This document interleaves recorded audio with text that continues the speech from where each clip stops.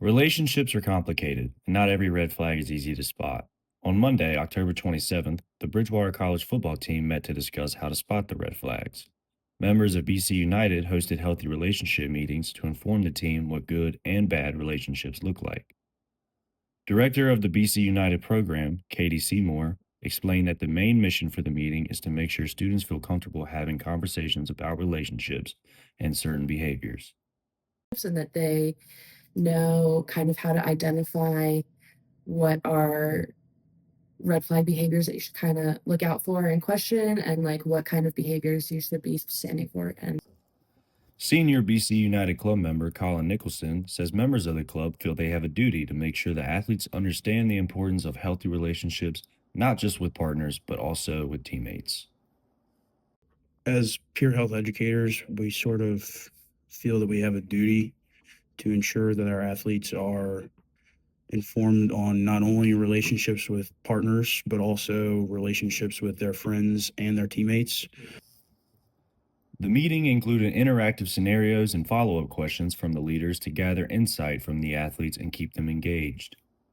And we always like to foster the idea that there is no wrong answer. Obviously, it has to be within reason, but like say what you think. In fact, junior linebacker CJ Milazzo says meetings like this build a strong team culture. It helps everyone feel heard and understood, and it creates like a sense of togetherness, you know?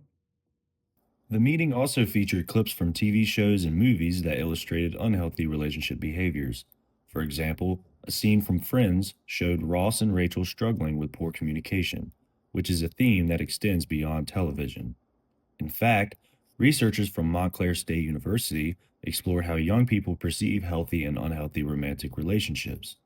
They found that while communication was viewed as the most important quality in a healthy relationship, it was also the skill many youth struggled with the most. Nicholson explained that the goal is for athletes to walk away with a deeper and more well rounded understanding of the topics discussed. And we put up examples of unhealthy relationships. Like we want people to say betrayal. We want people to say manipulation.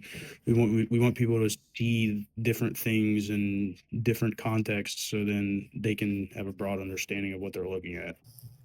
A dissertation by Keaton Claus Mazuka from the University of Denver discussed the relationship between sports life and romantic life. Muzica stated that a sports relationship conflict occurs when pressure from sports and relationships often clash, causing each to negatively affect the other. The research found that relationship conflict can increase the likelihood of burnout, especially when the athlete already feels pulled in many directions. However, senior football player Evan Welsh says sports have always been a distraction from outside issues. I did not. Typically, sports has always been like a good distraction from any problems I had outside of it. So, while the research points out that sports and relationships can sometimes clash and even lead to burnout, that's not always the case for every athlete. For some, like Evan, the field can actually be a place to escape and clear their head when everything else feels overwhelming. Seymour says BC United has broadened their educational meetings to other areas of overall wellness. had in the past couple years, we've had nutritionists come in to speak to people. We've had counseling and like some coaches who specialize in psychology talking about like performance anxiety, managing stress.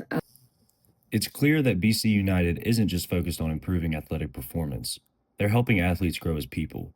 These talks remind us that wellness is a team effort. I'm Bryce Harrison, and this has been BC United Tackles Relationship Wellness in Sports. Thanks for listening.